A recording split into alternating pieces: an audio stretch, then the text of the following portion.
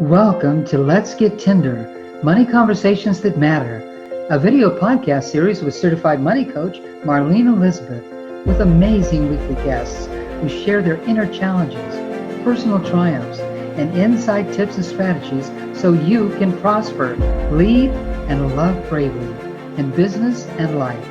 So get comfy and get ready to grow money wings. Hi, everyone. Welcome to Let's Get Tender, Money Conversations That Matter. I'm your host, Marlene Elizabeth, and I'm so excited you've joined me today on this wonderful journey about how we are connecting with our relationship to money. And yes, as female entrepreneurs, it is so important for us to really know what are our beliefs around money, what are our habits, our patterns that can sometimes sabotage us in the goals that we are trying to achieve in our businesses.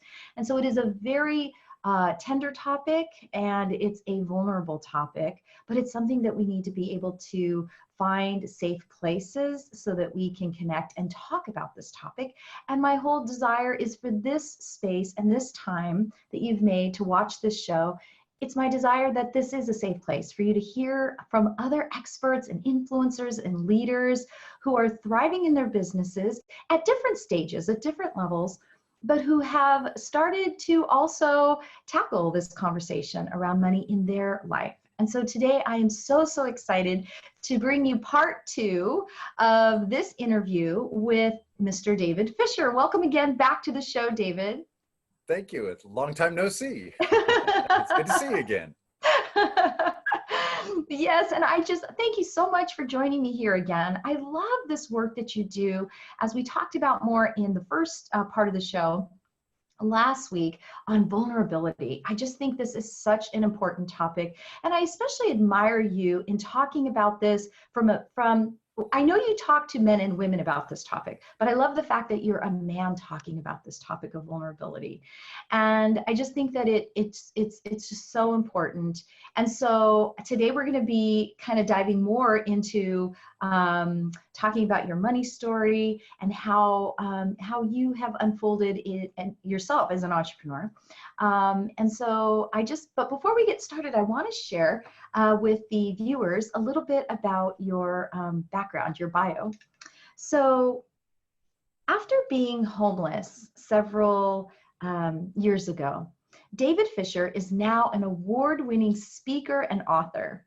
He has over 1,000 hours of stage time, and he's spoken at events like Be Inspired, TEDx, and Toastmaster conferences. He's done workshops for organizations such as Plenty of Fish and Create Change Now. He has coached other speakers for events such as Get Inspired, TEDx Stanley Park, and Tony Robbins' Power of Success. Through his company, davidfish.ca, he has inspired thousands of others to create a life of connection through storytelling, vulnerability, and influence. His just released book, Sales for People Who Don't Love Sales but Have to Do It Anyway, is currently available on his website, and we'll learn a little bit more about his wonderful book. So again, thank you so much for joining me today, David. Thanks. It's good to be here again. I'm excited to talk about a subject that I've grown in and I'm still growing in. Yes, it is, right? Yeah, it's an ongoing journey, isn't it? Yes. Absolutely.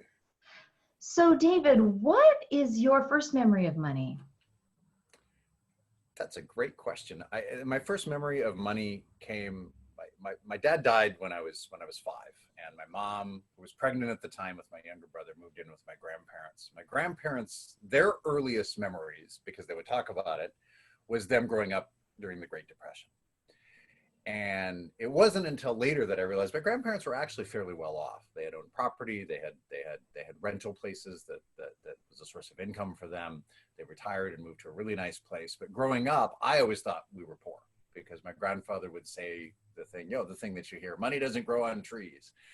And so me growing up, never growing up feeling hungry or anything like that, never really having a worry about money, I still had the perception that money was a bad thing and that we were poor and you just struggle in life and then you hope to retire and then you die.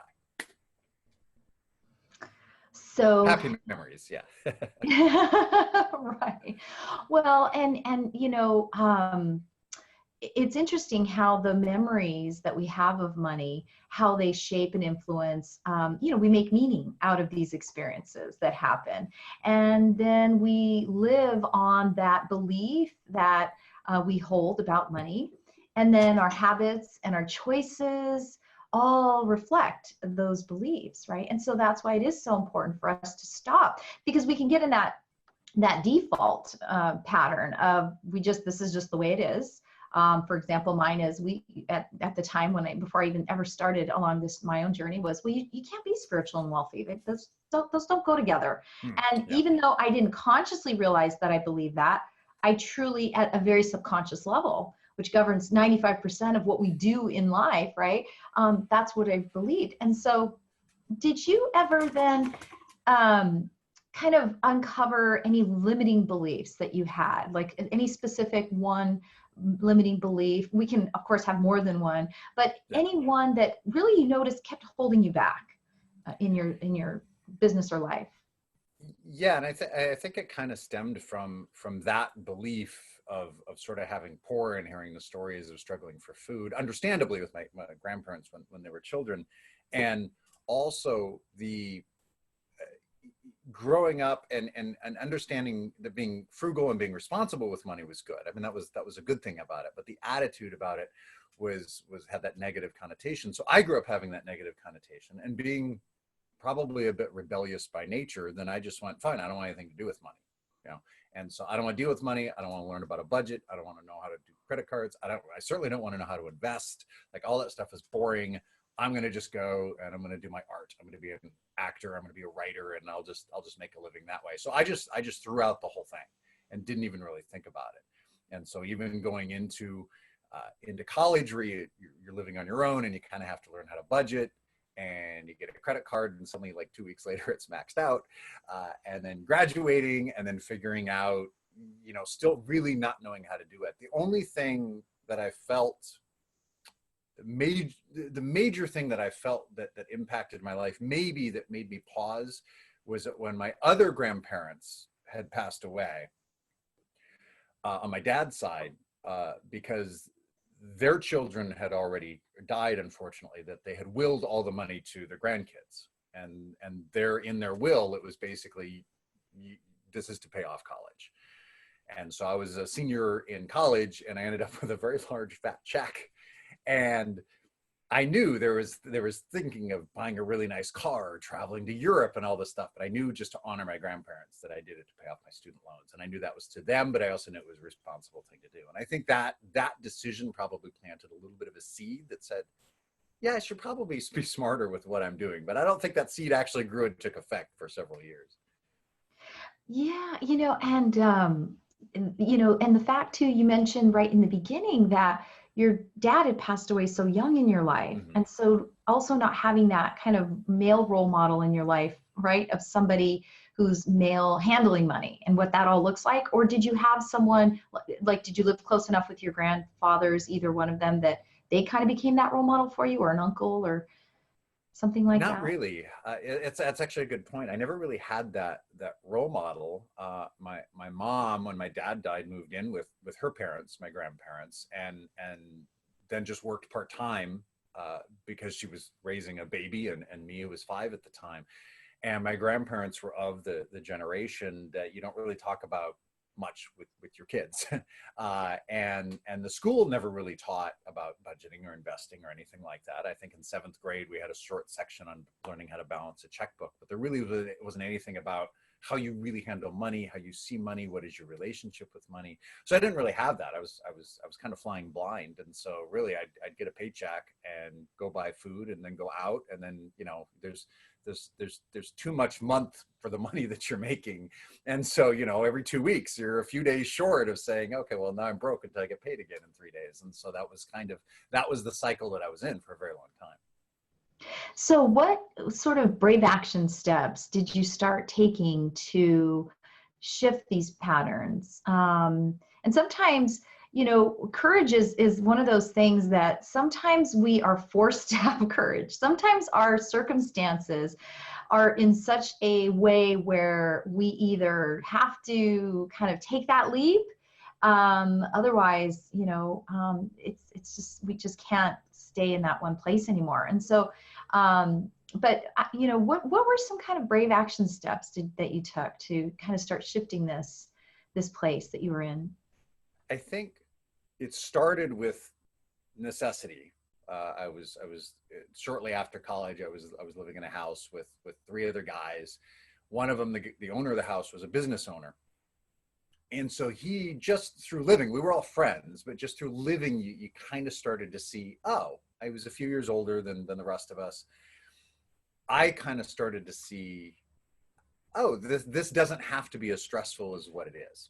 Because I was doing the highs of making decent money, but then the lows of running out of money before the money comes in again, not really having any savings or investing at all. And then seeing him and saying, you know what, he works hard, but he has a good life, and he doesn't seem to always be in want.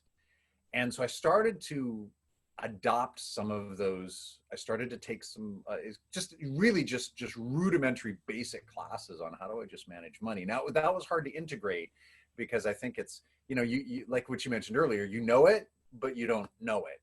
And sometimes that becomes a shift. And I feel like sometimes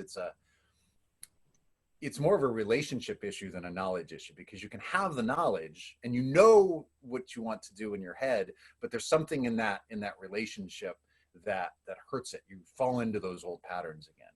And it was finally getting to the point where I was avoiding the pain that I really began to start to learn. I don't think I really learned it for several years after that, but at least it was starting to kind of at least give me pause on the different things that I wanted to do. But the ability of being excited and wholly being responsible and knowing that I can make money even as a creative person, that type of stuff has actually been a fairly recent journey over the last 7 years or so. And you make such a great point here. And I can completely resonate here with what you're saying, that it's not so much, finances, well, like every coin, right? There's two sides to a coin. And so you have the practical financial planning, aspect, money management, and in how we manage money, this tool in our life. But then there's the flip side. And the flip side is the emotional, the spiritual, the behavioral, all those things in terms of our relationship to money that truly govern what we're going to do on the flip side of the coin. And so, if we don't actually kind of dive a little bit into why we believe what we believe about money, where did that come from? And is it true? And am I going to maybe take a few brave feather steps to test it? I'm curious. Maybe, what if it was true that I could be spiritual and wealthy? That in my case, what if that is true? Sure. And then, your brain starts looking for evidence of other people, like yours did, of this gentleman or this, roommate that you had, who was living life different. And it seemed to be a better, kind of a little easier, not as much stress. It's like, I want some of that. How do you do that? Right.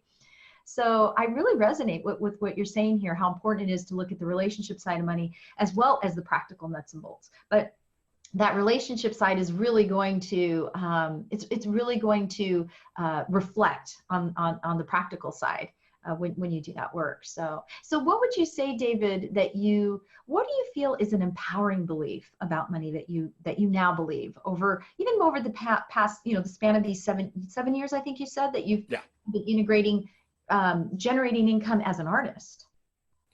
I think, if I can turn that into a little bit of a story, I think when I moved here to Canada, I was homeless for a bit in Nebraska, and had gotten a place in Colorado, but had moved here. So I'd always a little bit of a struggle always. When I came here, I had already had a family and was doing fairly reasonably well. When I came here, the job that I had lined up fell through. And it was a good 6 months, 8 months before I was able to find something that was even just part-time, just to begin to recover. But I was still kind of thinking employee. I wasn't really thinking entrepreneur. I was thinking I was going to be an actor. But the savings and the little investing that I did have at the time that I was starting to learn had disappeared. Vancouver's a pretty expensive city, and so it went away pretty fast. So without being almost being homeless again, except for my mom bailing me out and paying rent for several months for while I got on my feet again, it would have been homeless. And it was interesting to think where you're just scrounging for change just to buy food is not nearly as bad until you have children. And then when you have children, you think, oh my gosh, what am I going to do? And that limiting belief really sort of rose its ugly head again and said, see, look, money doesn't grow on trees. See, look, this is difficult. See, look, you can't do this. You've never learned this. And it came to a point where I saw a homeless guy sitting on the street and just went, is this me? Is this my destiny? And I thought, no, I need to do something about it. And it's not my knowledge, because I know, at least I know enough to be able to not live like this. But that means that I have to change something inside of me. And I have to restart the belief that I had that I can have money, and then even expand that. And so I had to relearn what I'd already learned, but I had to grow beyond that. And I was thinking about it actually yesterday, because I'm at a point now where I'm not where I want to be. I'm way different than where I was before. So I'm in a good place, but I'm not where I want to be with my goals and my dreams and kind of growing the business that I have.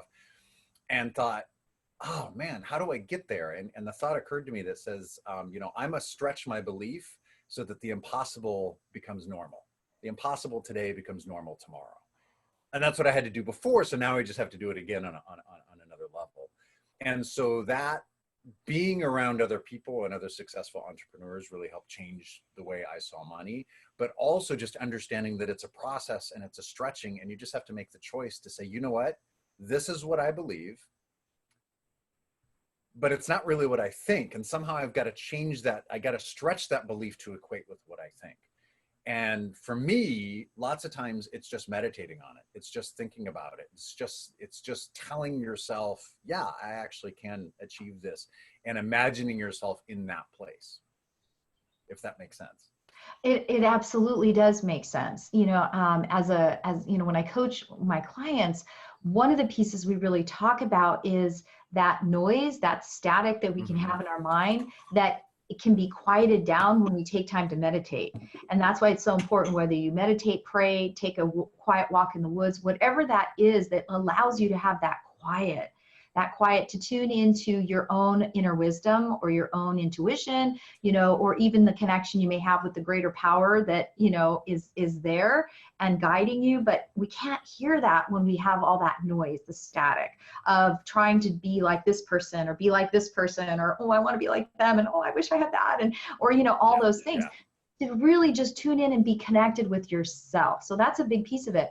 And the other piece of it is like you said, that when you kind of identify what that belief is, and then just become curious, because what can happen is we can start beating ourselves up quite a bit. And there's the emotions that do come up of shame or regret or fear, all these things that come up. And frankly, oftentimes we will tend to say, well, I'm too busy for that. I can't go there right now. I have to do this, right? But then the cost of not going there is actually higher. We find that the more we avoid it and not do that thing, it just continues to, our goals just become elusive. We just still can't get there. And there's a lot of dynamics that we have with relationships, just like any relationship. Earlier you mentioned about the rebellious spirit. And again, I can relate to that as well. And it's this sense of, it comes from a good place, And so whenever we talk about money, it's really important to also know that we're embracing our shadows from a loving place, because the more we push our shadows away, the more they don't go away. But the more that we can embrace and say, okay, I know that this isn't looking good with my finances because I'm making these choices, but there's got to be a good reason why I'm resisting this so much. What is that reason?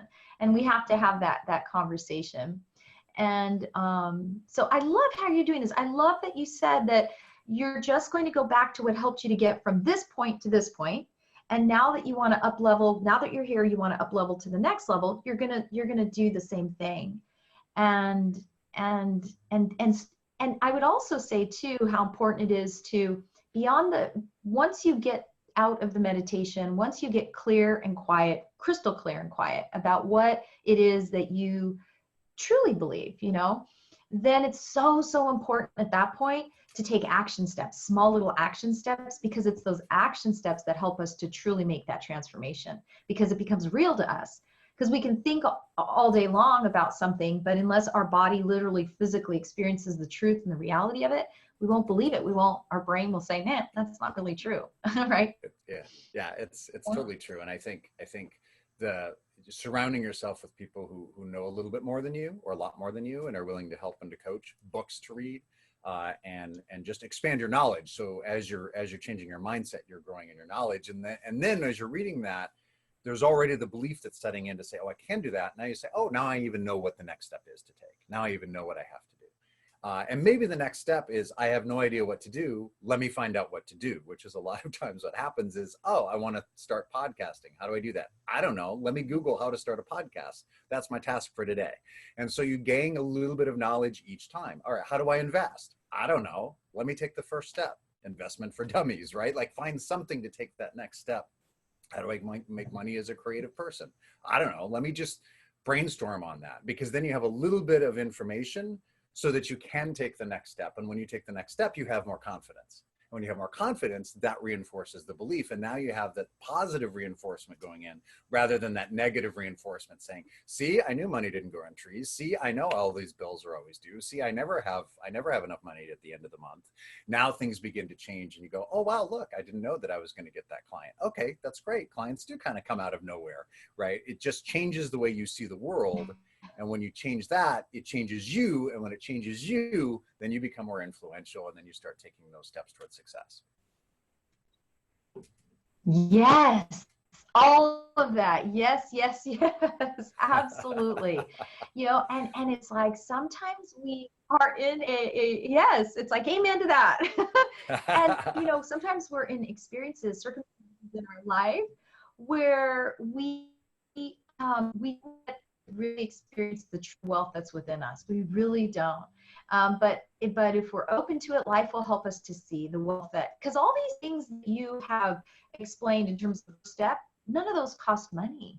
I mean, you can pay money for a class to learn, and you can but you can even go to a library and get a book free, or you can go to a lot of free trainings. There's so much free training, that you can really get like that first step taken care of without any, so it's a matter of being resourceful.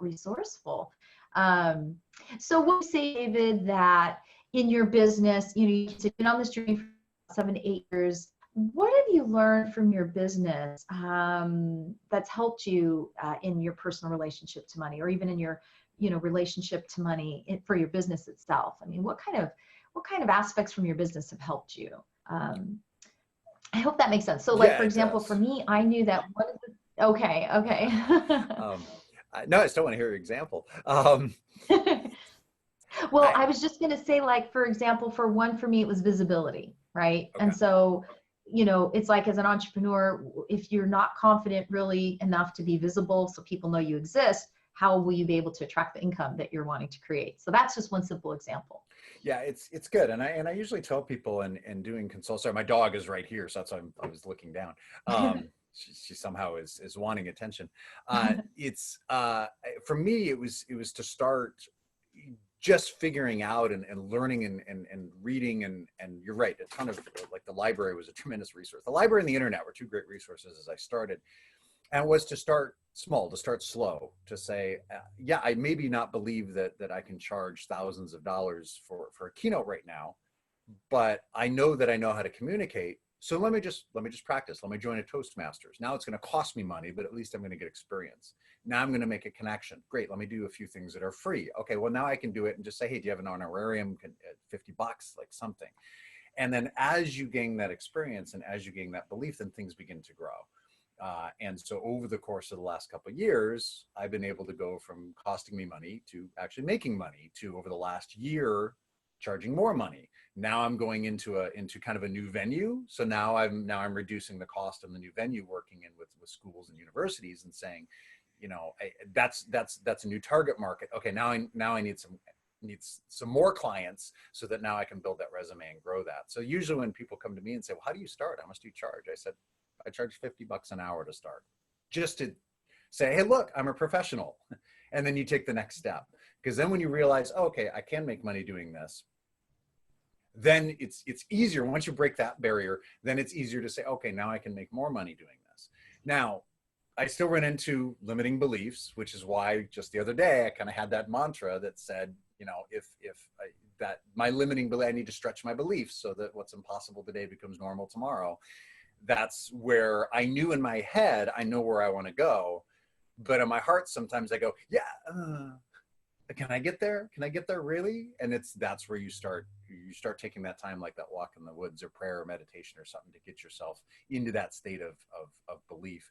It's like when you're in school and when you have a crush on like a guy or a girl that might be out of your league. And so you go, no, they're way out of my league, right? And then like a month later, you see them with somebody else and they're like, how did that person end up with them? Well, it's because you created that story in your head. You never even gave yourself a chance.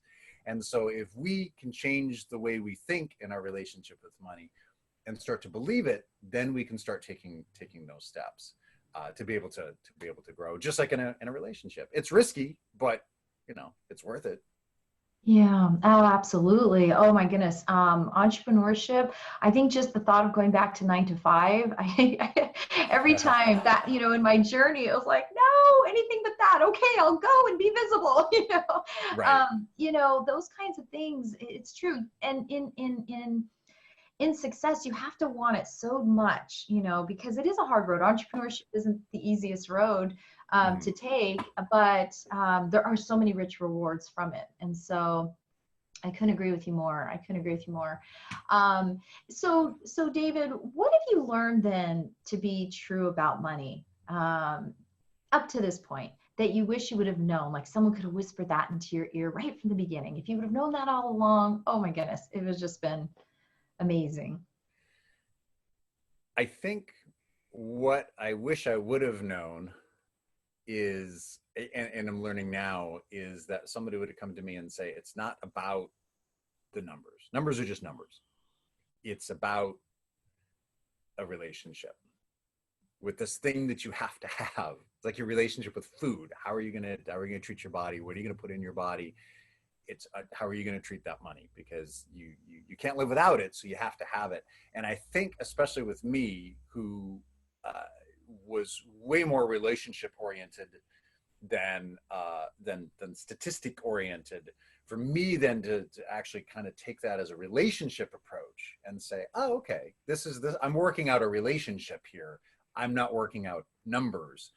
Then I think that would have helped shift my thinking, and that would have allowed me to help it grow, and given me the incentive that I've had now over the last few years to say, ooh, this is exciting. I want to know more about this. I want to learn. I want to take classes. I want to read books, as opposed to going, no, it's the last thing I want to do is actually read a book about money and investing. It's how boring is that? And then realizing it's actually about people, and it's about yourself and your relationship with yourself and how you see yourself. I think that would have been priceless. At the same time, you know, we know what we know for a reason at the time that we know it. Yes, absolutely. Absolutely. Yes. And, you know, when I ask that question, it is not a matter of changing the past, because everything we've learned on our journey is for a reason. So we can't really rewind that. But it's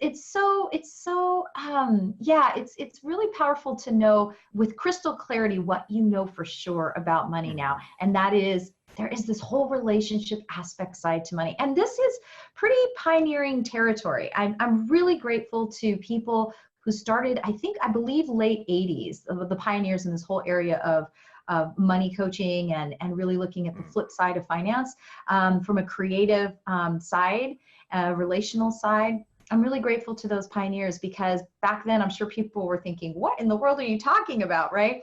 But we do have the left brain and the right brain of being able to how we look at our finances. And if we can't even connect with the conversation first, we pretty much don't even give it any time or attention that it deserves. But when we can at least connect with it, like when you're like, now you're speaking my language, you know, that kind of thing. Now you can have a conversation with it. And then what's really exciting is that once you make the connection from where you are in your journey, then you never know just how exciting it can be to tap into these areas of your brain when it comes to finances that you never even knew existed. Like you could actually maybe get really excited about investors, because, you know, people are really learning that creative artists are actually very good. The right side of the brain looking at finances and investing, it's actually that intuition is pretty powerful, where you follow your own intuition in investing versus what everyone's saying around you. Warren Buffett's a really great example. Yeah, totally. So it really helps you to get to a place where you can actually learn, like, wow, I never even realized that I had that left brain muscle that is actually pretty darn good. But it's first actually being able to connect even into the conversation in the first place. So yeah. Well, this has been such a great conversation, David. And before we wrap up, I know we're coming to the end of our time, but I really would love for you to share, how can viewers learn a little bit more about this incredible book? Speaking of numbers, sales, if you want to tell us a little bit about that and how people can find that wonderful resource. Yeah, absolutely. Through learning all of this journey and my ability to communicate, I've never been somebody who loved sales, but I've ended up doing sales a lot for my own business as well as, for other people's businesses, and been in business partnerships where I've done sales, but I've never loved it. I love connecting and influence. And so I wrote a quick book called Sales for People Who Don't Love Sales but have to do it anyway, primarily targeted toward entrepreneurs who don't have a sales staff, but they have to go out there. They have to create those partnerships or investors or get customers and clients.